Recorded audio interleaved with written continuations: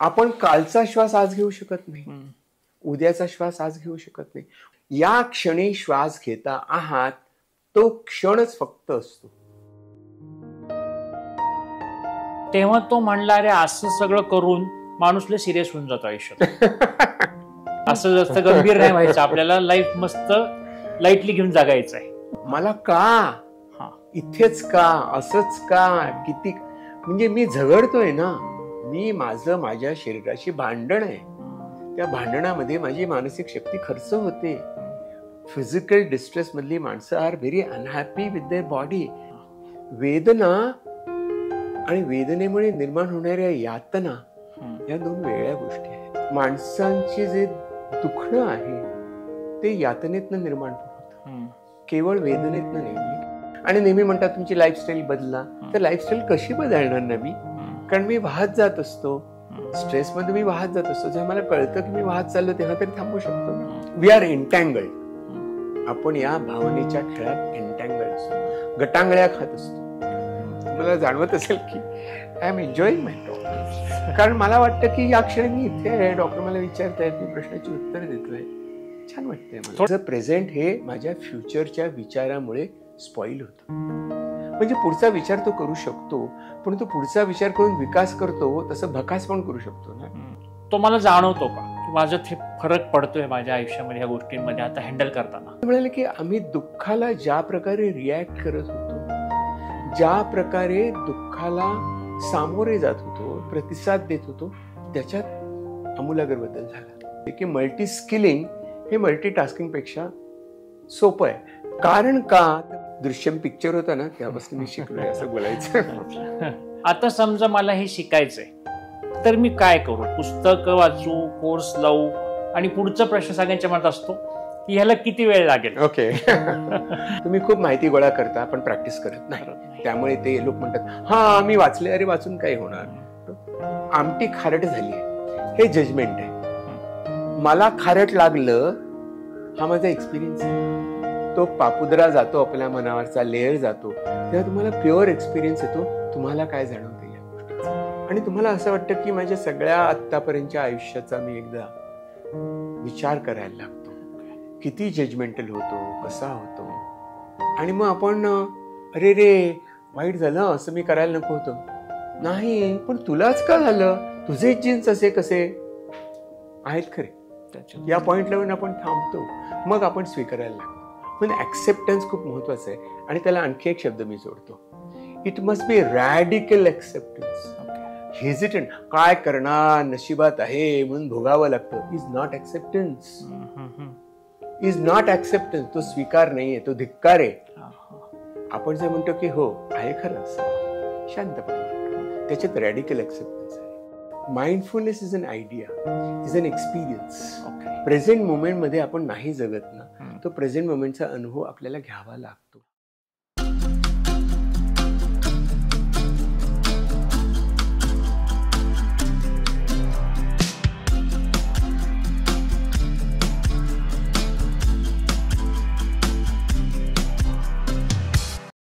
नमस्कार, दिवाळीच्या सर्वांना मनापासून शुभेच्छा. जगण्यातील काहीच्या एका नव्या एपिसोडमध्ये तुम्हा सर्वांचं पुन्हा एकदा स्वागत. गेले 10 ते 11 महिने झाले आपल्या चॅनलवरती मेडिकल फील्ड रिलेटेड वेगवेगळे एपिसोड आपण करत आहोत, आणि काही खास ऑकेजनच्या निमित्ताने आपण त्यामध्ये दरवेळी काहीतरी नवीन घेऊन येत आहोत. आता जेव्हा दसरा झाला त्यानंतरच कित्येकांचे मेसेजेस यायला लागले की आता दिवाळीसाठी काही स्पेशल एपिसोड आहे का? तर हो आहे. आजचा एपिसोड त्याचसाठी आहे, आणि हा एक खूप वेगळा एपिसोड आहे, खूप वेगळा विषय आहे. रोजच्या आयुष्यातले आपले संकट, कटकटी ह्या सर्व गोष्टी तर चालूच असतात. कित्येकांना यातून मार्ग सापडत नाही, कित्येक जण कुठल्या आधार घेतात ह्यासाठी कोणकोणत्या गोष्टींचा. पण यातून एक जीवनशैली कशी बनली जावी असा प्रयत्न करणं गरजेचं असं बऱ्याचदा लक्षात येतं, आणि त्याच दृष्टीने आजचा एपिसोड आहे. हा एपिसोड जास्तीत जास्त लोकांना शेअर करा, कारण आपण मानसिक आजारांवरती अनेक एपिसोड केले आहेत.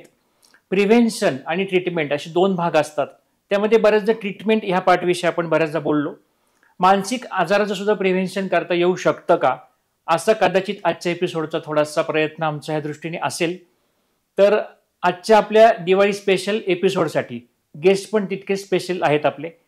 कदाचित इंट्रोमध्ये कोण आहेत हे तुम्हाला कळलंच असेल, त्यामुळे आता मी वेगळं सांगून उपयोग नाही की ओळखलं का. डॉक्टर राजेंद्र बर्वे सर आणि माझा परिचय गेले काही वर्ष फेसबुकमुळे झाला. आज सर आपल्या चॅनलवर आलेले आहेत आणि आजचा स्पेशल विषय आहे माइंडफुलनेस.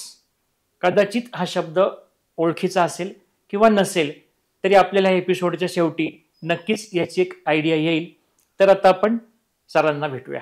तर नमस्कार सर, आमच्या नमस्कार. जगण्यातील काहीवर तुमचं मनापासून स्वागत. नमस्कार. माझी ओळख थोडीशी करून देतो. आता सरांनी खूप छान सांगितलं. गेली 40 वर्ष मी मनोविकार तज्ज्ञ म्हणून काम करतो आहे, मुंबईत काम करतो आणि या विषयाकडे माझी गती खूप पहिल्यापासून होती आणि मग या विषयात प्रवेश केल्यानंतर मला सातत्याने नाविन्याचा शोध घ्यावा असं वाटायला लागलं आणि त्यातल्याच एक महत्त्वाचा मुद्दा होता, तो म्हणजे बुद्ध वाङ्मयाचा अभ्यास करणं. आणि तो करता करता मला आपण म्हणतो तसे शिष्याला गुरुजी शोधत येतात, तसे माझ्या आयुष्यात एक भंते आले. ओलांद आनंद त्यांचं नाव. ते मूळचे डच, पण आता श्रीलंकेत गेली 50 वर्ष राहत आहेत आणि सिंहलीज, थोडं थोडं हिंदी, बऱ्याच भाषा बोलतात ते. आणि त्यांना मी म्हटलं की मला शिकायचं आहे. ते म्हणाले की माझ्याकडे मी काही विद्यापीठ नाही. म्हटलं मग तुम्ही कसं शिकवाल? ते म्हणाले की माझ्याकडे येऊन राहा. म्हटलं की हे तर गुरुकुल झालं ना. मग त्यांच्याकडे जाऊन मी राहिलो आणि अतिशय सुंदर अनुभव होता तो. आम्ही खूप फिरलो श्रीलंकेमध्ये. की जागी बसून आम्ही शिकणं असं नव्हतं, बोलणं हेच होतं शिकणं. त्यांच्याबरोबरचा सहवास हेच मोठं शिक्षण होतं. मग काही वर्ष गेली आणि मी या विषयावरती अधिक अभ्यास करायला लागलो. म्हटलं मला हे शिकवायचं आहे लोकांना, पण मी पात्र आहे का, शिकू शकतो का, असं मी त्यांना विचारलं. मग ते म्हणाले की असं वाटतं तू रेडी आहेस आता.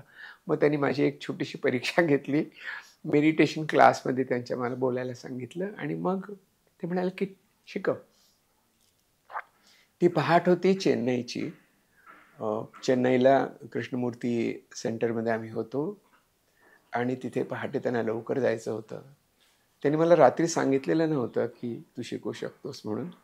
पहाटे उठून त्यांनी दरवाजा वाजवला आणि मला म्हणाले ये, आजपासून तुझं नाव सुगता आचार्य. खूप भरून आलं मला आणि एक शाल अंगावर दिली आणि एक वाडगा पण दिला, इंडिकेटिंग की तू हे शिकवतोयस, हे कशासाठी शिकवतोयस याची जाणीव हा वाडगा करून देईल. की देतोस खूप आणि घेतोस कमी, हे लक्षात ठेव. तेव्हापासून मी माइंडफुलनेस शिकवतोय, खूप वर्ष शिकवतोय आणि खूप लोकांना शिकवतोय. आणि आज मला या दिवशी आणि दिवाळीच्या या दिवशी तुम्हाला शुभेच्छा देत माइंडफुलनेसवरती बोलायला मला खूपच आनंद होतो आहे. आणि डॉक्टर अमित यांच्याबरोबर बोलणं हा एक खूप छान अनुभव. आम्ही एकमेकांची फक्त व्हर्च्युअली ओळखत होतो, पण आज समोरासमोर भेटून खूप आनंद झाला. तर नक्कीच सर हा एपिसोड आम्हाला खूप ह्यातून शिकायला मिळेल अशी नक्कीच वाटते. तर माइंडफुलनेस हे तर शिकायचंच आहे, पण आमच्या बऱ्याच प्रेक्षकांचे प्रश्न ह्या निमित्ताने येत असतात. तर एक जणांचा असा पहिलाच प्रश्न आहे की स्ट्रेस असं आजकाल आपण सारखं ऐकतो. तर स्ट्रेस आत्ताच आहे का पूर्वी पण होता, का आता त्याच्याविषयी अवेअरनेस आणि गप्पा चर्चा जास्त होते? खूपच छान. याचं कारण आत्ताच्या काळामध्ये, आधुनिक काळात आपण म्हणूया की माइंडफुलनेस वॉज रिडिस्कवर्ड. म्हणजे तो सापडला पुन्हा एकदा. 2600 वर्षापूर्वी बुद्धांनी अष्टांग मार्ग सांगितला.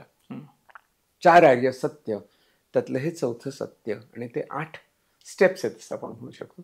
त्यातली ही 7वी स्टेप आहे ज्याला सम्मासती म्हणतात. म्हणजे 2600 वर्षानंतर पुन्हा एकदा अमेरिकेतल्या एका प्रोफेसरने, जॉन कबॅटझिनने, मॅसेच्युसेट्स हॉस्पिटलमध्ये तो काम करत असे. हे सगळे खूप लोक आहेत, अनेक मंडळी होती त्यांच्यातली. ते शिकून गेले आणि मग त्यातनं त्यांनी म्हणाले की आपण हे शिकूया. आणि त्यांनी पहिला जो कार्यक्रम जो राबवला, वर्कशॉप, त्याचं नाव mindfulness based stress reduction, MBSR. म्हणजे तुम्ही जो प्रश्न विचारला तो अगदी नेमका आहे की MBSR हे, मग ते माइंडफुलनेस बेस्ड स्ट्रेस रिडक्शन हे असं एकदम वणव्यासारखं सगळीकडे पसरत गेलं आणि असं काही जणू काही जगाला एकदम जाग आली की स्ट्रेस हा किती महत्वाचा आहे, म्हणजे किती महत्वाचं हे कळतच होतं. त्याच्या आधी पुष्कळ रिसर्च झाला होता. पण खऱ्या अर्थानं मानसिक पातळीवरती जाऊन लोकांना सांगणं की तुमच्या हातात किती क्षमता आहे, किती शक्यता आहेत आणि तुम्ही त्यातनं किती कौशल्य संपादन करू शकता, ही जाणीव जॉन कबॅट्सननी सुरू केली. त्याची छोटीशी गोष्ट आहे की जनरल हॉस्पिटलमध्ये पेशंट येतात, तुमच्याकडे आलेत, माझ्याकडे आलेत, ते वेदनेची सतत तक्रार करत असतात. वेदना हा त्यांचा मुख्य गोष्ट असते ज्याच्याकरता ते येतात. तर असेच वेदनेने जर्जर झालेले पेशंट होते की बाकीच्या डॉक्टरने सांगितलं की आम्हाला औषधं देऊन संपली, आता आम्ही आणखी काही देऊ शकत नाही, तुम्ही काही करू शकाल का यांच्याकरता. तर त्यांनी माइंडफुलनेस बेस्ड स्ट्रेस रिडक्शन सुरू केलं. त्याच्यामध्ये ते स्वतः हठयोग पण त्यांनी शिकलं होतं कबॅट्सननी, त्यामुळे ते पण त्यांनी इन्क्लूड केलं. त्यांनी माइंडफुलनेस बेस्ड स्ट्रेस रिडक्शन हा कोर्स त्या लोकांकरता आणला आणि 8 आठवड्याचा तो होता. त्यात बऱ्याच गोष्टी होत्या, शिकवलं, प्रॅक्टिस करायला सांगितलं. त्याच्यानंतर त्या लोकांशी जेव्हा चर्चा केली, त्याच्यात त्यांचा खूप रिसर्च आहे, पेपर पब्लिश झाले. त्याच्यात त्या पेशंटने एक विधान केलं. त्यांना विचारलं की तुमचं वेदना कमी झाली का, म्हणजे दुखणं कमी झालं का. सांगितलं की 25% कमी झालं, पण संपूर्ण गेलेलं नाहीये. ते म्हणाले मग तुम्ही इतका चेहरा हसरा कसा तुमचा. ते म्हणाले की आम्ही दुःखाला ज्या प्रकारे रिॲक्ट करत होतो, ज्या प्रकारे दुःखाला सामोरे जात होतो, प्रतिसाद देत होतो, त्याच्यात आमूलाग्र बदल झाला. म्हणजे वेदनेने आपण जर्जर होतो, वेदनेने आपण कंटाळतो, जीव नकोसा होतो, ही माझी रिॲक्शन आहे. वेदना आणि वेदनेमुळे निर्माण होणाऱ्या यातना या 2 वेगळ्या गोष्टी आहेत. हे त्यांनी असं स्पष्ट केलं आणि लक्षात आलं की माणसांची जे दुखणं आहे ते यातनेतनं निर्माण पण होतं, केवळ वेदनेतनं नाही. म्हणजे केवळ दुःख खुपलं असं नाही. तर त्याला आपण ज्या प्रकारे रिॲक्ट करतो त्याला, कारण आपण रिॲक्ट करत असतो तेव्हा आपण काय करत असतो, हे माझ्या आयुष्यात का घडलं, की यात मी बरा होईन का, मी पूर्वीसारखा जगू शकेन का. यात म्हणजे एका भूतकाळ असतो आणि भविष्यकाळ असतो, याच्यामध्ये आपण आपलं मन सतत दोलायमान होत असतो, लंबक आपल्या फिरत असतो की अरे त्या दिवशी मी हे केलं नसतं तर बरं झालं असतं, अरे असं केलं तर काय होईल. म्हणजे पास्ट आणि फ्युचर याच्यामध्ये आपण फिरत असतो. माइंडफुलनेस असं म्हणतं, म्हणजे असं विवेचन आहे की तुम्ही इथे आहात ना, you are here and now. स्थळ आणि काळ या सापेक्षतेमध्ये तुम्ही इथे आहात. तुमचं मन मागे गेलंय किंवा मन पुढे जातंय, शरीर एक ना इकडे आहे. त्यामुळे शरीरातल्या संवेदना, जाणीवा यांनी तुम्हाला प्रेझेंट मोमेंटची जाणीव होते. पण जनरली लोकांचं असं म्हणणं आहे, एक जणांची चर्चा मी करत होते की आम्ही असं एपिसोड करणार आहे, तर त्याच्या वाक्यात तो असं म्हणला की अरे माझ्या प्रेझेंटचीच वाट लागलेली आहे, तर मी आजचा विचार कशाला करत बसू. मग खरंय, प्रेझेंटची वाट लागली आहे या शब्दामध्येच त्यांनी उत्तर दिलेलं आहे. म्हणजे माझी वाट लागलेली आहे हे मी फ्युचर टेन्स मध्ये म्हणतो ना. आत्ता वाट लागलेली आहे पण आत्ता लागलेली नाहीये, किंवा या क्षणी मी जागृत आहे, या क्षणी मी जागा आहे, या क्षणी माझी वाचा मजबूत आहे म्हणून मी बोलतोय, म्हणून मी सांगू शकतोय, या क्षणी या ठिकाणी मला हे कळतंय. माझं मन जर भविष्य काळात गेलं तर त्यातनं माझी एनर्जी वाया जाते. अगदी थोडक्यात सांगायचं ना डॉक्टर अमित, तर असं आहे की आपण रिले रेस खेळतो की नाही, एक धावतो आणि पुढे बॅटन देतो आणि तो पुढे जातो. माइंडफुलनेस काय सांगतात की कसं होतं की मी पुढे धावत गेलो आणि मी बॅटन पुढच्या माणसाला दिलं नाही, मी भविष्य काळात गेलो, तिकडे काय दुःख होईल, तिथे माझं असं होईल का, तसं होईल का, हा विचार माझ्या डोक्यात शिरतो आणि मी तो तिकडे सोडत नाही, मी तो घेऊन प्रेझेंट मोमेंट मध्ये येतो. आणि माझं प्रेझेंट हे माझ्या फ्युचरच्या विचारामुळे स्पॉईल होतं, खराब होतं आणि माझ्या एनर्जीचा पुरेसा स्रोत मला मिळू शकत नाही. शक्ती, क्षमता ही मला सापडत नाही आणि त्यामुळे ही जी परिस्थिती पुढे ओढवू शकेल याच्यावरती मात करण्याकरता मी काय करू शकतो हा मला विचारच सुचत नाही. किंवा विचार करून करून माझी मती कुंठित झालेली असते, कारण मन पुढे असतं. विचार या क्षणात असतात पण भावना असतात ना त्या फ्युचरच्या असतात. हे डिस्टिंक्शन खूप महत्वाचं आहे. मला असलेलं प्रेझेंट मोमेंटचं ज्ञान किंवा तुमच्या मित्राला त्यांनी पुष्कळ लोकांकडनं काही शिकण्यासारखं आहे, स्वतःच्या अनुभवाकडनं पण शिकण्यासारखं आहे. म्हणजे ज्ञान आहे, पण तो जे म्हणतो ना वाट लागली आहे, म्हणजे त्याला ज्ञानाचं भान नाहीये. अच्छा. आता माइंडफुलनेस शब्दामध्ये हा विचार आहे. हा. आता माइंडफुलनेस हा शब्द कसा आहे, हा.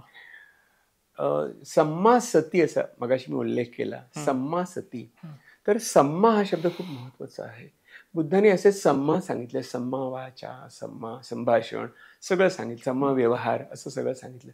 त्यातला सम्मा सती हा शब्द आहे. सती म्हणजे काय, तर सती म्हणजे श्रुती, आणि सम्मा म्हणजे काय, तर inclusive, oriented to what, present moment. म्हणजे मला ज्ञान आहे, पण मी परीक्षेत विसरलो लिहायला पेपर, कारण मी घाबरलो होतो. पुढे काय होईल, मी पास होईन की या विचाराने मी इतका घाबरलो होतो की मला उत्तर सुचले नाहीत. घरी येऊन गणिताचा पेपर सोडवला, काय उपयोग. मला त्या क्षणी भान असलं पाहिजे की माझ्याकडे ज्ञान काय आहे. म्हणून तो भान असा शब्द आहे. म्हणून मी जे पुस्तक लिहिलं माइंडफुलनेसवर, त्याचं नाव मी पूर्ण भान असंच दिलेलं आहे. अच्छा. आणि भान या शब्दाला आणखी एक महत्व आहे. भा हा संस्कृत धातू आहे, त्याचा अर्थ चमकणे. आणि भान म्हणजे काय, तर जे ज्ञानाच्या प्रकाशाने चमकू शकतं अशी जाणीव. म्हणून ही जागती जाणीव असते, सजगता असते, अवेअरनेस असते. म्हणून हे पूर्ण भान आणि माइंडफुलनेस तुमच्या मित्राने त्यांनी जरूर ऐकू दे हे. आणि पण हा बॅलन्स कसं ठेवता येतो, की आपण बसल्या बसल्या असं डोक्यात माझं काहीतरी घडलं होतं काल परवा, किंवा काय होईल माझं पुढे, असं येतच राहतं ना.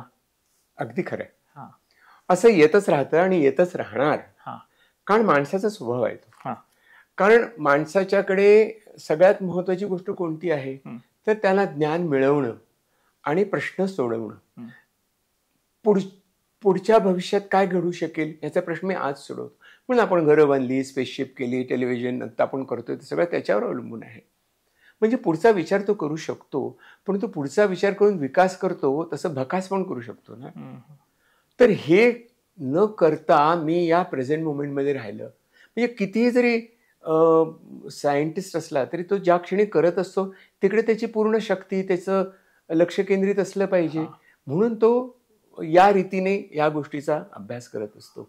तर हे भटकणं जे आहे ना, ते खूप धोकादायक आहे.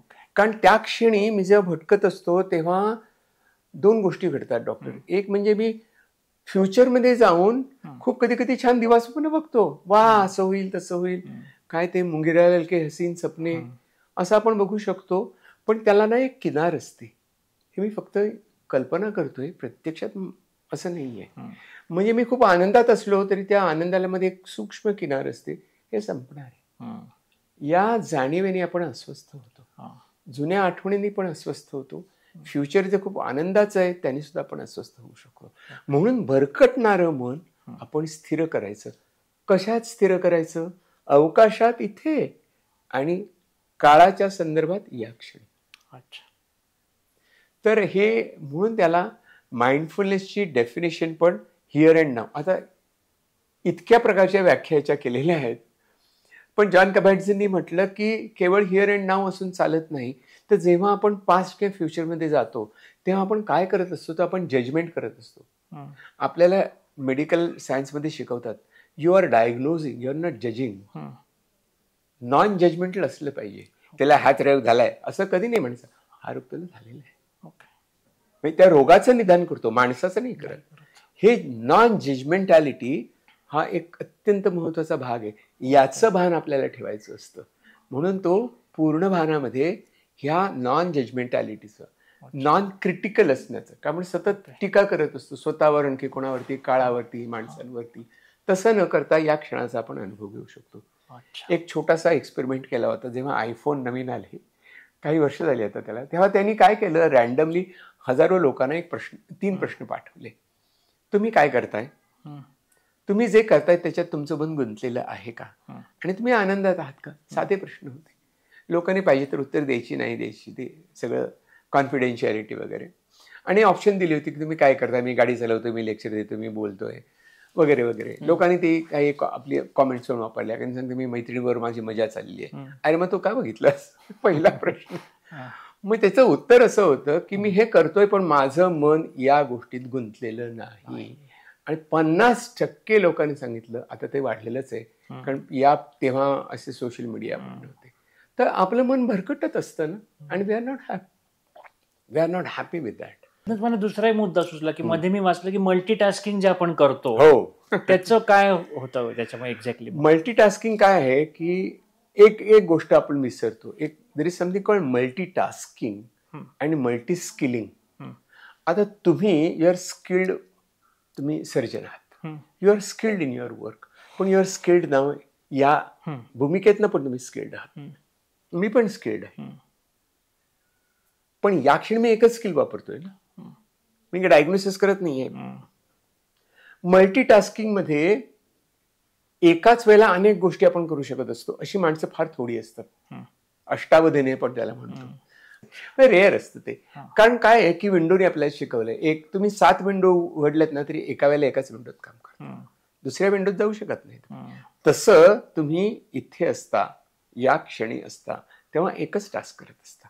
तुम्ही जर मल्टीटास्क करायला लागलात, मी पण करतो मल्टीटास्किंग, पण मला कळतं की अरे मला धड हे पण नाही धड ते पण नाही, त्यामुळे उगाच माझ्या मनाचा ताण वाढतो. आणि असा ताण वाढणं हा मल्टीटास्किंगचे काम आहे. लोकांनी लक्षात घेतलं पाहिजे की मल्टी स्किलिंग हे मल्टीटास्किंगपेक्षा सोपं आहे. कारण का, तर मल्टीटास्किंग हे आपल्या प्री फ्रंटल कॉर्टेक्सचं काम आहे, while multi skilling is basically motor cortex, हाताने करत असतो ना. त्यामुळे आपल्याकडे शिकायचं असेल मल्टीटास्किंग तर घरात किचनमध्ये बघा, सुरुवातीला पोळ्या लाटता येत नाही, त्या वाकड्या तिकडे होतात, नकाशा होतो, मग पोळ्या लाटता लाटता भाजी परतणे, बोलणे, कामाला बाई आली असेल तिला सांगणे, नवऱ्याला सांगणे की बाबा घेतला का, फोन घेतला का, चाव्या घेतल्या का, असं पण विचारते, मुलीला पण काहीतरी संवाद करत असते, इतक्या ते गोष्टी करत असते. जर मल्टिपल स्किल्स, तर ते मल्टी स्किलिंग आहे. ते मल्टीटास्किंग इज ऑलवेज एक्झॉस्टिंग. फार महत्वाचं सांगितलं तुम्ही, म्हणजे मी मध्ये बोलतो थोडं, कारण ह्या बाबतीत माझंही कन्फ्युजन होतं. कारण मी पुढचं वाक्य म्हणणार होतो की असं आपण म्हणतो तर बायका तर स्वयंपाकघरात सगळं काम करतात, स्किलिंग येते. पण मल्टी स्किलिंग ही गोष्ट स्त्रियांच्या बाबतीत अधिक चांगली, म्हणून नेहमी सांगतात की ड्राईव्ह करत असताना फोनवर बोलू नका असं. तर हे मल्टीटास्किंगचं एक उदाहरण आहे की जिथे नेहमी अडचणीत येऊ शकता तुम्ही. तर माइंडफुलनेस असं सांगेल की तुम्ही मल्टीटास्किंग करू नका. जिथे असाल ना फिजिकली तिथेच असा आणि त्या क्षणी असा. मग त्यात घरात मुलं आपल्याशी बोलतायत, काहीतरी सांगतायत आणि आपण मोबाईलवरती ऑफिसचं काम करतोय. Multitasking not multi skilling.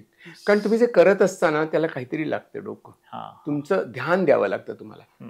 तर ते तुम्ही ध्यान देऊ शकत असाल तर ठीक आहे, पण त्यातनं तुम्ही you are creating lot of unhappy feeling स्वतःमध्ये आणि दुसऱ्या लोकांच्या मध्ये, कारण समाधानाची गोष्ट मिळू शकत नाही. माइंडफुलनेसच्या खूप वेगवेगळ्या व्याख्या आहेत. त्याच्यामध्ये एक व्याख्या मला खूप आवडते, ती मला आत्ता आपण बोलतोय संदर्भात आहेत. एक एलन लँगर म्हणून, आता माइंडफुलनेसमध्ये काम करणारे शेकडो लोक, तर त्याच्यामध्ये एलन लँगर ह्या व्यवस्थापक तज्ज्ञ आहेत. त्यांनी सांगितलं की माइंडफुलनेसचा अल्टिमेट परिणाम काय होतो, तर त्यांनी 3 महत्वाच्या गोष्टी सांगितल्या. एक म्हणजे बेबी माइंड, दुसरं सांगितलं क्युरिओसिटी, आणि तिसरी गोष्ट सांगितली इनोव्हेशन. म्हणजे काय, तर आपण या क्षणी मी मल्टीटास्किंग करत नाहीये, my mind is a baby mind. मी खूप म्हणजे नॉन जजमेंटल एरियामध्ये मी आलेलो आहे. Child is non judgemental. ते क्युरिओसिटीने चाखून बघतं आणि त्याला नको वाटलं तर टाकून देतं. हे वाईटच आहे असं नाही म्हणत, नको टाकून दिलं आणि ते आनंद पण घेऊ शकतात, कारण ते सतत इनोव्हेट करत असतात. मुलांचा खेळ बघा, ते कशातनं काही निर्माण करू शकत असतात. त्यामुळे तुमच्या मित्राला पण हा सल्ला आहे की बेबीज माइंड म्हणून आपण या प्रश्नाकडे सहज बघू शकतो, क्युरिओसिटीने बघू शकतो, जजमेंट नाही करायची स्वतःची किंवा कोणाची, काय आहे शोधूया ना, आणि काहीतरी नवीन सापडू शकतं. त्यामुळे ही पण डेफिनेशन अशा खूप आहेत व्याख्या, पण ही खूप मला माझी आवडती व्याख्या आहे. ह्या टप्प्यापर्यंत बऱ्यापैकी आपल्याला आता हे क्लिअर झालं, म्हणजे आम्हाला की काय असतं माइंडफुलनेस म्हणजे. आता समजा मला हे शिकायचंय तर मी काय करू, पुस्तकं वाचू, कोर्स लावू, आणि पुढचा प्रश्न सगळ्यांच्या मनात असतो की ह्याला किती वेळ लागेल. ओके, तिन्ही प्रश्न एकदम बहुत लाजमी आहे. कारण तुम्ही म्हणालात ते बरोबर, साधारण कल्पना आली. पण एक माइंडफुलनेस मध्ये आम्ही नेहमी म्हणतो mindfulness is an idea, is an experience. Okay. Present मोमेंटमध्ये आपण नाही जगत ना, तो प्रेझेंट मोमेंटचा अनुभव आपल्याला घ्यावा लागतो. आणि मी प्रेझेंट मोमेंटमध्ये आहे हा अनुभव आहे. मी सांगू शकतो, पण माझा हा खाजगी, निजी, प्रायव्हेट, पर्सनल अनुभव आहे. त्यामुळे तो अनुभव घेतला पाहिजे. अनुभव खूप महत्त्वाचा आहे. आणि हा अनुभव आपण घेऊ शकत नाही कारण आपल्याला पुरेसं ट्रेनिंग मिळत नाही. आपल्याला त्याचं शिक्षण मिळत नाही, प्रशिक्षण मिळत नाही. ते कसं करायचं हेही आपल्याला माहिती नसतं. थोडं सांगणं सोपं आहे की अरे लक्ष ठेव, इकडे तिकडे बघू नको, शाळेत जाताना मुलांनी तमाशा बघू नये वगैरे आपल्याला सांगतात लक्षपूर्वक एक. पण हाऊ टू पे अटेन्शन हे कोणी शिकवत नाही. राईट. त्यामुळे ते आपल्याला शिकणं खूप महत्त्वाचं आहे. आणि ते शांतपणे शिकणं, त्याच्यावरती लक्ष केंद्रित करून शिकणं महत्त्वाचं आहे. आता कसं आहे की विपश्यना हा एक संपूर्ण वेगळा विषय आहे, त्याच्याविषयी मी बोलत नाही आहे. पण विपश्यनेमध्ये एक महास्थितीपठ्ठानं सुत्त म्हणून असतं, त्याच्यामध्ये माइंडफुलनेस खरं म्हणजे शिकवला जातो. पण ती 10 दिवसाचा विपश्यनाचा कोर्स असतो. खूप लोकांना गप्प राहता येत नाही, रात्री लवकर झोपता येत नाही, लवकर उठता येत नाही, झोपा येतात वगैरे वगैरे. त्यामुळे माइंडफुलनेस आपण म्हणू की डिस्टिल्ड आउट ऑफ इट असं आहे ते. आणि त्याचं ट्रेनिंग करण्याकरता तुम्हाला मेडिटेटिव्ह प्रॅक्टिस करावी लागते. पण माइंडफुलनेस म्हणजे मेडिटेशन नव्हे. ओके. मेडिटेशन म्हणजे तुम्ही बसून करता. मेडिटेशन, ध्यानधारणा समाधी हा हठयोग किंवा आपण ज्याला योगाभ्यास म्हणतो त्यातला एक भाग आहे. त्याची ओरिजिन, त्याचं मूळ हे अद्वैत तत्वज्ञानामध्ये आहे. ती फायनल स्टेज समाधी अवस्था असते, तुरीयावस्था असते की आपण अद्वैताचा अनुभव घेऊ शकतो. त्यामुळे ती एक लाईन ऑफ डिसिप्लिन वेगळी आहे, ही लाईन ऑफ डिसिप्लिन वेगळी आहे. त्यामुळे आपण तरीसुद्धा मी काय म्हणतो मेडिटेटिव्ह प्रॅक्टिस, नॉट मेडिटेशन. त्यामुळे माइंडफुल मेडिटेशन ही प्रॅक्टिस वेगळ्या प्रकारे आपण करत असतो. आणि ती प्रॅक्टिस करण्याकरता आपल्याला मी सांगितले त्या 2 गोष्टीवरती आपण भर दिला जातो, हिअर अँड नाव. आता कसं आहे की याचं प्रशिक्षण देण्याकरता मॉडेल्स तयार केली, अमेरिकन सिस्टम्स आहे ना, and they did a fantastic job. पहिली गोष्ट म्हणजे त्यांनी या सगळ्या गोष्टीला फक्त सेल्फ रिपोर्टिंग नाही ठेवलं, त्यांनी फंक्शनल MRI स्कॅन केले आणि फाइंड आउट केलं. हे सगळं त्यांनी खूप रिसर्च केला आणि म्हटलं की आपण बदल होणार नाही, पण बदलायला नक्की सुरुवात झाल्याची आपल्याला खुणा मिळू शकते. मग वेगवेगळ्या रिसर्चमध्ये वेगळ्या प्रकारे त्यांनी सांगितलं की तुम्ही हे 8 आठवडे रोज 20 मिनिट्स फॉर 8 वीक्स. तो दृश्यम पिक्चर होता ना, त्यापासून मी शिकलोय असं बोलायचं. तर असं त्यांनी केलं. 20 मिनिटं जर तुम्ही केलं तर तुम्हाला तुमच्या मेंदूमध्ये पण बदल होऊ शकेल. आता 20 मिनिटाची पुढे 17, पुढे 13 झाली. कारण म्हणजे थोडंसं शिकवणाऱ्या माणसावरती पण असतं की तुम्ही किती त्या माणसाचं लक्षपूर्वक त्याला शिकवताय, त्याच्याकडनं करून घेताय, त्याच्या शंकांचं निरसन करताय, याच्यावरती पण खूप गोष्टी अवलंबून असतात. पण आपण जनरली म्हणूया की 15-16 मिनिटं जरी आपण नियमितपणे केलं तर खूप महत्त्वाचं आहे. आता त्यातला नियमितपणा महत्त्वाचा आहे. नियमितपणा का महत्त्वाचा आहे? कारण मेडिटेशन हे स्किल आहे. आपण त्याला स्पिरिच्युअल केलं आहे. मेडिटेशन इज अ स्किल आहे. आणि स्किल कसं येतं? प्रॅक्टिस करूनच येतं.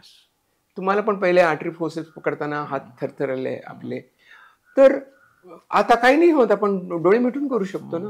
ह्याचं कारण स्किल कोणाचं डेव्हलप झालं? हातांचं. तसं आपल्या ब्रेनचं स्किल आपण डेव्हलप करत असतो. आणि ते स्किल शिकण्याकरता हा वेळ द्यावा लागतो. मग त्याच्याकरता रेग्युलॅरिटी महत्त्वाची आहे, नियमितपणा महत्त्वाचा आहे.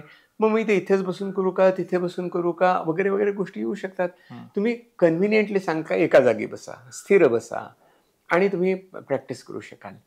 तर ही प्रॅक्टिस तुम्ही नियमित करा. मग तुमच्या लक्षात येईल की आपण मन भरकटल्याचं थांबलंय. मी जिथे असतो तिथे असतो.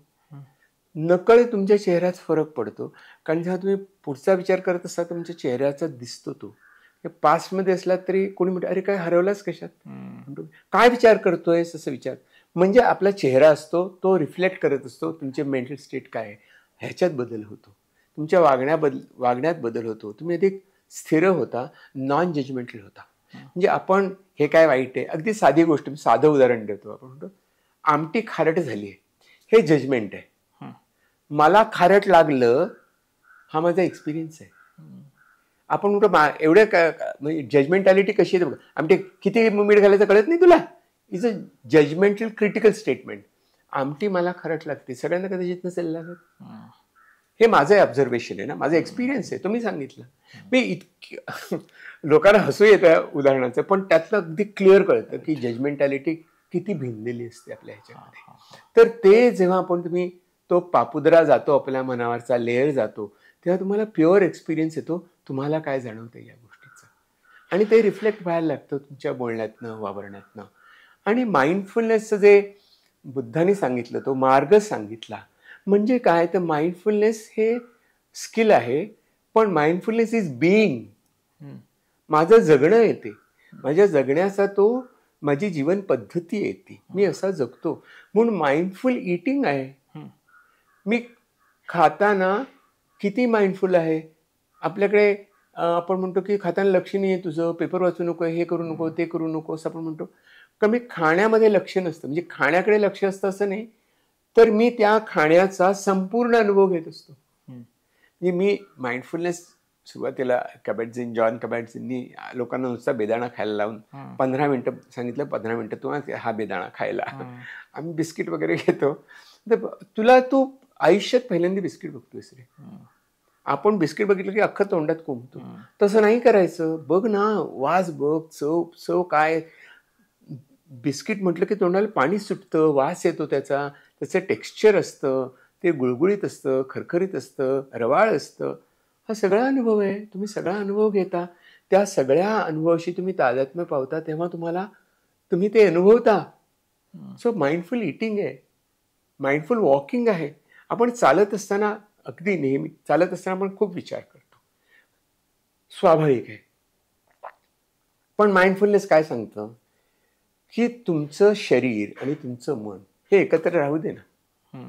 तुम्ही चालत असताना तुम्ही चालण्याकडे लक्ष द्या. आता आपल्याला ऍक्सिडेंट दिसतात, सोशल मीडियामध्ये लोक असतात, त्याच्यातच अडकलेले असतात, कारण त्यांना भान नसतं मी कुठे आहे, काय आहे या गोष्टीचं.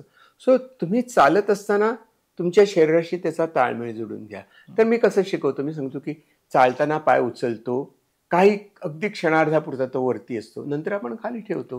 वेगवेगळ्या, तुम्हाला जास्त माहिती आहे की वेगवेगळे मसल ग्रुप्स काम करत असतात ना, काही कॉन्ट्रॅक्ट होतात, काही रिलॅक्स होतात. किती कॉम्प्लेक्स आहे ती गोष्ट, मला या नकळत ती घडत जाते. पण मी जर ठरवलं की मी पाय उचलताना श्वास घेतला, काही क्षण तो स्थिरावला आणि पाय खाली ठेवताना श्वास सोडला, माझं श्वसन आणि माझ्या हालचाली यांच्यामध्ये एक ताळमेळ आला, आणि मग ती सहज चालताना मला चालण्याचा आनंद मिळाला. म्हणजे जगण्याची कला आहे, जगण्याचं हे कौशल्य आहे, आणि हळूहळू ते आपण आजमावत जातो. तुमच्यात बदल होतो 20 मिनिटाच्या अभ्यासाने, नियमितपणे केल्यानंतर. पण तुम्हाला टिकवायचं असतं ते, आणि टिकवण्याकरता तुम्ही करू शकता. जे खूप शिकवतात, म्हणजे ज्यांनी परत परत शिकवलंय, परत परत केलंय, 10,000 20,000 तास ज्यांनी माइंडफुल मेडिटेशन केले, ती वेगळीच माणसं असतात. आपण म्हणतो याच्या चेहऱ्यावर एक वेगळे शब्द आहे ना, आभा आहे, वेगळा चेहरा चमकतो त्यांचा. अगदी साधी गोष्ट आपण करायची असेल तर 20 मिनिटं एका जागी बसा ना, ठेवा सगळ्या बाजूला, काय 20 मिनिटात जग नाही कोसळत आहे. बसा एका जागी, स्थिर बसा आणि प्रॅक्टिस करा. ते प्रॅक्टिस मी शिकवतो. सांगू मी तुम्हाला कशी शिकवतो? ओके. त्याला ग्राउंडिंग, सेंटरिंग आणि अँकरिंग असं म्हणतात. तर त्याला मी संस्कृत शब्द शोधलेत. पृथास्पर्श, नाभिस्पर्श, म्हणजे आपला नाभीवरती हात ठेवून आपण पोटाच्या हालचालीचा एक्सपिरियन्स करायचं, मणिपूर चक्र, आणि श्वासाचा स्पर्श. म्हणजे तुम्ही बॉडीमध्ये आहात, तुमचे पाय जमिनीवर असतात ना, ते आपल्याला कळतं की माझे पाय, आपण आपल्या पायांकडे खूप दुर्लक्ष करतो, पावलांकडे दुर्लक्ष करतो, म्हणजे we take them for granted. आपल्या पायाच्या, हाताची स्किन जास्त सेन्सिटिव्ह आहे ना, पायाची कमी आहे, आपल्याला शिकवलंय अॅनाटॉमी फिजिओलॉजीमध्ये. पण आपण कॉन्सन्ट्रेट करू शकतो, त्यातनं आपल्याला कळतं कुठे आहेत पाय माझे, काय उत्तर आहे, इथे आहेत ना, या स्पेसमध्ये मी इथे आहे. So grounding. दुसरं आहे सेंटरिंग. सेंटरिंग म्हणजे सेंटर ऑफ द बॉडी. आपलं नाभिस्थान हे मणिपूर चक्र हे सेंटरमध्ये असतं आणि ते ऊर्जा स्रोत आहे म्हणून. आणि त्यावेळेला आपण पोटाच्या हालचाली करत असतो, म्हणजे ॲबडॉमिनल ब्रिदिंग आपल्याला शिकवतं. आपल्याला शिकवलं डायफ्रामॅटिक ब्रिदिंग किती महत्वाचं आहे. सो श्वास घेताना पोट पुढे आणि श्वास सोडताना पोट आत, असं तुम्ही रिदम क्रिएट करता. मग तुम्हाला जाणवतं की माझ्या पोटाच्या हालचाली करतात. सी व्हेरी इम्पॉर्टंट की तुम्हाला बॉडी अवेअरनेस यायला पाहिजे. Sensation of the body tells you where you are and when you are. तिसरं म्हणजे अँकरिंग, म्हणजे श्वासाचा आपल्या शरीराला स्पर्श होतो. तिथे नाकावाटे श्वास घेतो आणि सोडतो, तेव्हा त्या नाकातल्या आतल्या स्किनला श्वासाचा स्पर्श होतो. आणि तो किती सूक्ष्म असतो ना डॉक्टर, की एका मिनिटात आपण 20-22 वेळा श्वास घेऊ शकतो. म्हणजे किती थोडका आहे तो स्पर्श, आणि तो निसटता असतो, हवा आत जाते काही क्षणातच बाहेर येते. तर या श्वासावरती आपण लक्ष केंद्रित केलं की यू काइंड ऑफ अँकर. आणखी एक खूप महत्वाचा मुद्दा आहे, आपण कालचा श्वास आज घेऊ शकत नाही, उद्याचा श्वास आज घेऊ शकत नाही. उद्या मला खूप गर्दीतनं जायचं आहे म्हणून आज मी श्वास घेऊन ठेवतो, किंवा काल घेता आलेला नव्हता आज घेऊन ठेवतो. नो, या क्षणी श्वास घेता आहात तो क्षणच फक्त असतो. मी इथे असतो, या क्षणी असतो, आणि कुठे असतो, इथे असतो, पण आहेच कुठे? या शरीरात आहे ना मी. So I am bounded by my physical experience. ते खूप महत्वाचं आहे. आणि तो जेव्हा आपण नॉन जजमेंटली घेतो तेव्हा मग आपल्या मनात उद्भवणाऱ्या भावनांना आपण शत्रू मानत नाही. आपण म्हणतो की हा या त्रासदायक आहेत, पण उगवतात आणि नाहीशा होतात. जेव्हा तुम्ही अँकरिंग करून स्थिर होता तेव्हा तुमचं मन, मी असे म्हणतो की तुमचं मन विस्तीर्ण आकाशासारखं होतं, निरभ्र आकाशासारखं होतं. पण आकाश निरभ्र नसतं नेहमी. ढग येतात, चुकार ढग येतात आणि जातात. अरे कुठे जातात काय माहिती, कुठून आले विचारलं नाही माहिती, जातात. समुद्राकाठी उभं राहिलं तर आपण म्हणतो किती लाटा येतात ना, ते जेवढ्या आल्या तेवढ्या गेल्या ना, आल्या आणि गेल्या. ते क्षणभंगूर आहे. असे मनात उद्भवणारी चिंता, उद्भवणारी भीती ही अशी उद्भवते आणि हळूहळू लयाला जाते. हा जो अनित्यत्व आहे, म्हणजे या अनुभवांचं अनित्यत्व आहे, म्हणजे त्या टिकाऊ नाहीत, टिकत नाहीत. हे बुद्धाने खूप महत्व या गोष्टीला दिलं, अनित्यत्वाला.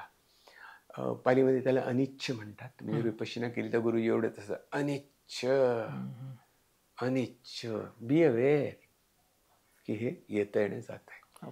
आणि महत्वाचं, हे सगळं करत असताना आपण जागृत असतो. म्हणजे मी अवेअर आहे, मला कळतंय की मी इथे आहे, मला भान आहे मी इथे आहे, मला भान आहे या क्षणाचं. सो ते भान असणं इज अवेअरनेस. आणि अवेअरनेस डॉक्टर हा फक्त मानवी मेंदूला शक्य आहे. बाकीच्यांना अवेअरनेस असतो, पण तो सर्व्हायवलचा असतो किंवा इतर गोष्टींचा असतो. सर्व्हायवल अँड प्रोक्रिएट या गोष्टीचा फक्त अवेअरनेस असतो. झडप घाला, सावज पकडा आणि सावज होऊ नका. Human brain has prefrontal cortex म्हणून एक नवीन महत्वाचा शब्द त्यांनी आकारला.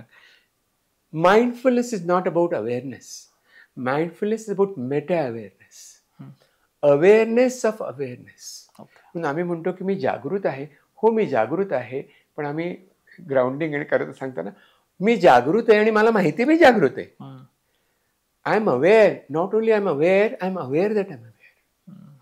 सो अशी एक वेगवेगळ्या प्रकारचे अनुभूती तुम्हाला येते, अनुभव तुम्हाला येतो. आणि तुम्हाला काहीच मनांना ढकलून द्यावं लागत नाही, काही खचून घ्यावं लागत नाही. तुम्ही नॉन अटॅच होता त्या गोष्टीला. Judgement creates attachment. We are entangled. आपण या भावनेच्या खेळात एन्टँगल्ड असतो, गटांगळ्या खात असतो. ते गटांगळ्या खाणं थांबलं की स्ट्रेस जातो आणि आपण स्थिर होतो. सो हा जो डिटॅचमेंट असणं हे खूप महत्वाचं आहे. अनित्यत्व जाणल्यानंतरच ती जी तृष्णा असते ती हळूहळू नाहीशी होते. म्हणजे तुम्ही जर अभ्यास करायला लागला तर तुम्ही खूप खोलवर जाऊ शकता.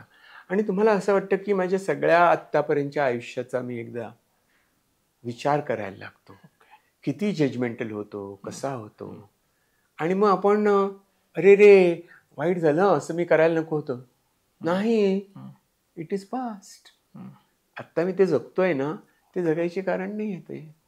मी त्यातनं शिकलोय, मी पुढे आलोय, मी त्यात एन्टँगल्ड नाही आहे, मी या प्रेझेंट मोमेंटशी कनेक्टेड आहे, म्हणून मी अँकर्ड आहे. म्हणून ते पृथास्पर्श, नाभिस्पर्श किंवा मणिपूरस्पर्श आणि श्वासस्पर्श या तिन्हीने आपल्याला तो अनुभव घेता येतो. सिम्प्लिफाईड आहे, म्हणजे सोपं करून सांगितलं नाही. उलट यातनं खरंच खूपच सोप्या पद्धतीने सांगितलं. ह्यातल्या दोन मला गोष्टी अजून हे करायच्या होत्या की एकदा माझ्या एका मित्राशी मी अशा विषयावर बोलत होतो, तेव्हा तो म्हणला अरे असं सगळं करून माणूस लय सिरियस होऊन जातो आयुष्यात. हसायचं विसरत होतं, असं जास्त गंभीर नाही व्हायचं, आपल्याला लाईफ मस्त लाईटली घेऊन जगायचं आहे. मी एक उलटा प्रश्न विचारतो, तुम्हाला वाटतं का मी खूप गंभीर आहे? मला खूप आनंद होतोय. ऍक्च्युली मला खूप आनंद होतोय माइंडफुलनेस वर बोलायला. मला इतका आनंद होतो, आय कांट स्टॉप टॉकिंग. इतकं मला आवडतं बोलायला. तर खरं म्हणजे कसं आहे माहितीये की हा जो जेव्हा तुम्ही फ्री होता ना, मुक्त होता ना तुम्ही या तुमच्या एन्टँगलमेंट मधनं, तेव्हा आपण मुळात सच्चिदानंदच असतो ना. आपलं असण्यामध्येच आनंद स्वरूप आहोत आपण. तर पंचकोश आहेत आपण, त्याच्यामध्ये सगळ्यात आतला ब्लिसफुल आहे तो आनंदमय कोश आहे ना. त्यामुळे तुम्ही खूप आनंदी असता. म्हणून आपल्याकडे खूप रामकृष्ण परंपरेची जी विवेकानंदांची जी परंपरा आहे रामकृष्ण मिशनची, ते खूपशा स्वामींचं नाव आनंद असतं ना. कारण ते आनंद, विवेकानंद, विवेकाचा आनंद ना. सो आनंद हा तुमचं स्वरूप असतं. तर तुम्ही खरं म्हणजे खूप हसत खेळत जगू शकता आणि सहजपणे जगू शकता. त्यामुळे तुम्ही अजिबात गंभीर होणार नाही. गंभीर होणं ही जजमेंट आहे. आणि त्याचा पुढचा पाठ होता की आता आपण इथपर्यंत आलो. आता मला रोजच्या आयुष्यामध्ये वेगवेगळ्या टप्प्यांवर, की मी एक स्टुडंट आहे किंवा एक गृहिणी आहे किंवा कुठल्याही क्षेत्रामध्ये, ह्याचा कसा वापर होतो तो मला जाणवतो का, की माझ्यात हे फरक पडतोय माझ्या आयुष्यामध्ये ह्या गोष्टींमध्ये आता हँडल करताना? खूप फरक पडतो. कारण कसं आहे माहितीये की माझ्या वावरण्यामध्ये, माझ्या साध्या साध्या कृतीमध्ये इतका सहजपणा येतो की मला कळतच नाही की किती सहजपणे मी जगतोय. तुम्ही सर्जना, तुम्हाला कळतं की सुरुवातीला ते रिट्रॅक्टर ऑटरीशी घट्ट धरायचो, नंतर आपण लाईटली धरायला लागलो. आपल्या सर्जनी कोणीतरी पाठीवर गुद्दा मारून सांगितलं असं नको पकडू, सहज झालं ना. म्हणजे हा सहजता आहे ना, ती आपल्या अनुभवामध्ये झिरपते. त्यामुळे तो सहजपणा कशातही येऊ शकतो, सहजपणा येऊ शकतो. अगदी साधं उदाहरण द्यायचं, आपण जेव्हा सायकल चालवायला शिकत असतो तेव्हा आपण खूप कॉन्शियस असतो ना. पाय पडेल, हात मोडेल, पाय मोडेल, कसं होणार, काय होणार, ते चेन निसटते वगैरे वगैरे. पण नंतर तुम्ही सायकल चालवताना शीळ घालत सायकल चालवता, तो आनंद घेता ना तुम्ही. सो हे कसं आहे जगणं आपलं, साधं सोपं सहज. ते आपण कॉम्प्लेक्स केलंय, ते आपण सहज जगू शकतो आणि सहजपणे त्या आनंदमय कोशापर्यंत आपण जगू शकतो. हे सगळं आहे ना, हे सगळं आपल्या पास्ता आणि पिझ्झा आहे. तो अन्नमय कोश आहे, त्याच्यातच अडकलोय आपण.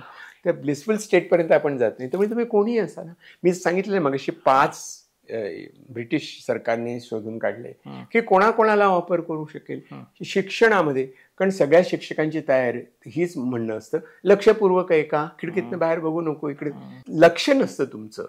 ते लक्ष तुमचं केंद्रित झालं की तुम्हाला ते सोपं होतं. म्हणजे एज्युकेशनमध्ये, इलनेस वेलनेसमध्ये तर खूपच महत्वाचं, म्हणजे रेंज आहे, इलनेस आहे आणि वेलनेस पण आहे. नंतर व्यवस्थापकीय क्षेत्रामध्ये जिथे आम्ही म्हणतो की मॅनेजमेंट, ऑर्गनायझेशन, मिलिटरीमध्ये आणि करेक्शनल इन्स्टिट्यूट्समध्ये, तर हे शिकणं आणि शिकवणं पण खूप आनंददायक आहे. तुम्हाला जाणवत असेल की I am enjoying my talk. कारण मला वाटतं की या क्षणी मी इथे आहे, डॉक्टर मला विचारतायत, मी प्रश्नाची उत्तर देतोय, छान वाटतंय मला. थोडं यातलं एक थोडं हायलाईट करायचं विषय की आजार कुठलेही असतात त्यामध्ये थोडं जास्त ऐकायला आवडेल. Absolutely. Mindfulness based stress reduction हा पहिला अत्यंत महत्वाचा आहे. MBSR ज्याला म्हणतात, तो 12 वीक्सचा कोर्स आहे. नेटवरनं तुम्ही शोधलात तुम्ही खूप माहिती गोळा करता पण प्रॅक्टिस करत नाही. त्यामुळे ते लोक म्हणतात हा मी वाचले, अरे वाचून काय होणार, प्रॅक्टिस केली नाही तर कसं ABCD सुद्धा काढता येत नाही आपल्याला, तसं आहे ते. प्रॅक्टिस करा. सो तो MBSR हा स्ट्रेस रिडक्शन मध्ये अत्यंत महत्त्वाचा. Stress is a route of many many things. आणि नेहमी म्हणतात तुमची लाईफस्टाईल बदला. तर लाईफस्टाईल कशी बदलणार ना मी? कारण मी वाहत जात असतो, स्ट्रेसमध्ये मी वाहत जात असतो. जेव्हा मला कळतं की मी वाहत चाललो तेव्हा तरी थांबू शकतो ना. मी वाहतोय, मी निसरड्या जमिनीवर चालत असताना पाय घसरला तर मी वाचवतो ना स्वतःला. तर माझं निसरड्या जमिनीवर चालतंय, सांभाळ ना, तुझंच आहे मन, तूच आपटशील. सो हे स्ट्रेस हा मुख्य गाभा आहे त्याचा. त्याच्यानंतर तुम्ही अँझायटीमध्ये याचा उपयोग होऊ शकतो. कारण अँझायटीमध्ये शारीरिक संवेदना खूप असतात. अस्वस्थता, बेचैनी, पॅल्पिटेशन्स. आता तुमची जी स्थिरता येते मनाला, त्यांनी तुमचं जे शरीराचं जे सायकल असतं स्ट्रेस निर्माण करणारं ते खंडित होतं किंवा खंडित व्हायला मदत होते. कारण मी भानावर येतो. जितक्या लवकर भानावर येतो तितकं चांगलं आहे. आणि मग मी सावरू शकतो. आपलं शरीर बरं का ते जास्त शहाणं आहे हो. निसरड्या जमिनीवर पाय पडत असताना आपण शेवटच्या क्षणापर्यंत बघतो की डोकं आपटणार नाही. पाय तुटला तरी चालेल पण डोकं आपटता कामा नये. म्हणजे ही विजडम आहे ना आपल्या शरीरामध्ये, हा शहाणपणा आहे. मनामध्ये जरा तो अजून आलेला नाहीये. त्यामुळे आपण शिकवत असतो की मनाने आपण कसं शांत आणि स्थिर, आणि त्यामुळे आपण प्रिव्हेंट करत असतो. मी ज्यांना अर्थात याचा अर्थ मेडिकल ट्रीटमेंट द्यायची नाही का? नाही, द्यावीच लागते. ताप आल्यानंतर माइंडफुलनेसचा उपयोग होणार नाही. ताप आलेला असतो तो उतरवायलाच पाहिजे, पण त्यातनं लवकर बरं होता येईल. मी अधिक व्यवस्थित राहू शकाल, भलती काळजी करणार नाही, आणि मग तुमची रिकव्हरी फास्टर होऊ शकेल. त्यामुळे मेडिसिन जे अर्ली डिटेक्शनमध्ये पण उपयोग होतो, प्रिव्हेन्शनमध्ये पण उपयोग होतो, आणि ट्रीटमेंटमध्ये पण त्याचा उपयोग होऊ शकतो. तिचं ऑल परवेझिव्ह आहे, कारण ते जगणं आहे. किंवा एखादा फिजिकल इलनेस होतो त्याच्यामध्ये ऍक्सेप्टन्स हा विषय येतो जास्त. मी पहिला सांगितलं ना तुम्हाला, ते वेदनावाले लोक होते ना, त्यांनी ऍक्सेप्ट केलेलं नव्हतं आपलं दुःख. मला का इथेच का, असंच का, किती, म्हणजे मी झगडतोय ना, मी माझ्या शरीराशी भांडण आहे. त्या भांडणामध्ये माझी मानसिक शक्ती खर्च होते. फिजिकल डिस्ट्रेस मधली माणसं are very unhappy with their body. स्वाभाविक आहे, परंतु ती शरीराने काही मुद्दाम ओढवलेली नाहीये. ते आहे, रियालिटी आहे ती. ते कसं तुम्ही त्याच्याशी फाईट करू शकाल? तुम्ही जर प्रश्न विचारला की असं का होतं, याचं उत्तर नाही देता येणार ना आपल्या डॉक्टर. होतं. आपण पॅथॉलॉजी सांगू शकतो, पॅथोफिजिओलॉजी सांगू शकतो, पण तुलाच का झालं, तुझे जीन्स असे कसे आहेत खरे, या पॉइंटला आपण थांबतो. मग आपण स्वीकारायला लागतो. म्हणजे ऍक्सेप्टन्स खूप महत्वाचं आहे. आणि त्याला आणखी एक शब्द मी जोडतो, it must be radical acceptance.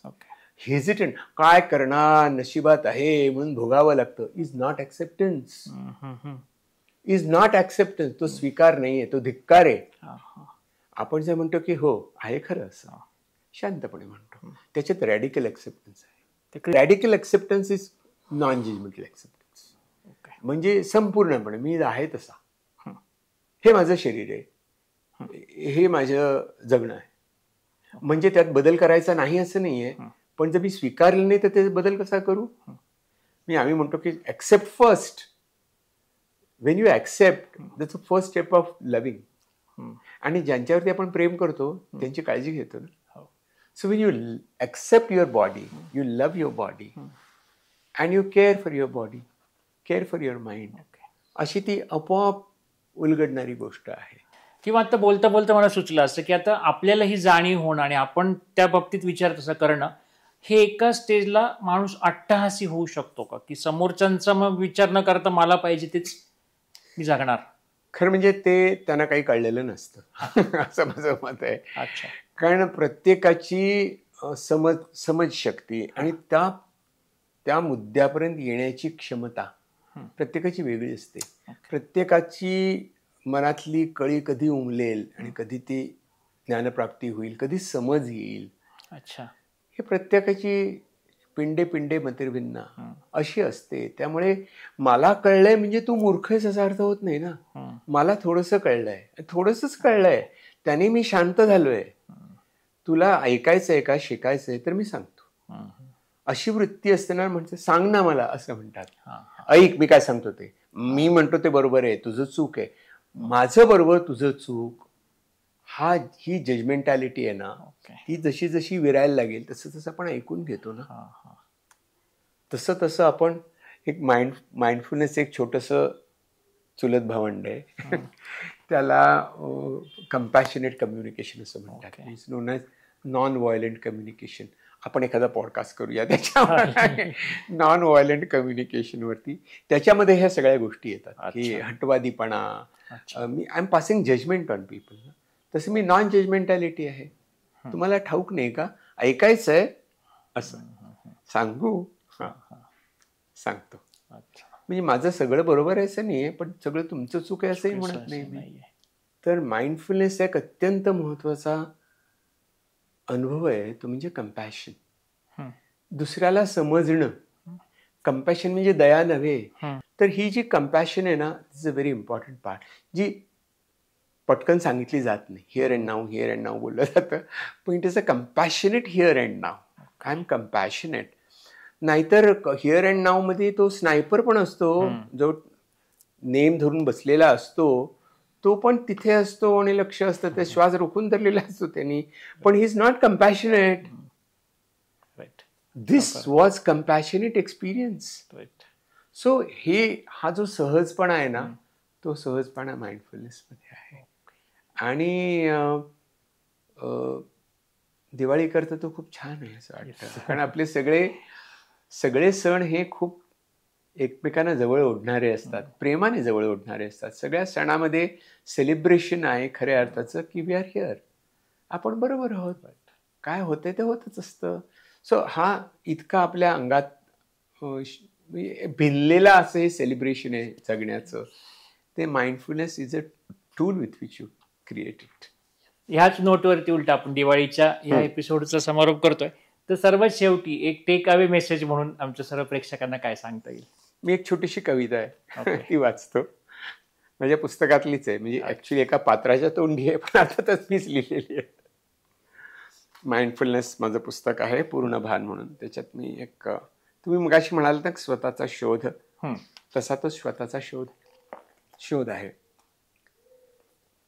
महिने उलटले, वर्षे सरली, वसंत, ग्रीष्म, वर्षा, शरद, हेमंत आणि शिशिर देखील. पुन्हा वसंत, पुन्हा शिशिर, आले अन गेले. कधी इथे, कधी तिथे, कधी उद्या, कधी काल, शोधतोय मी स्वतःला.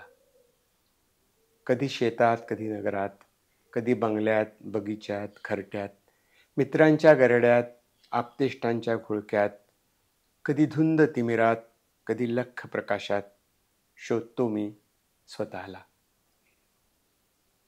शोधून शोधून दमलो आता. बोलण्याचे कंढे झाले, श्वासांचे सुस्कारे झाले. अचानक मात्र क्षण आला.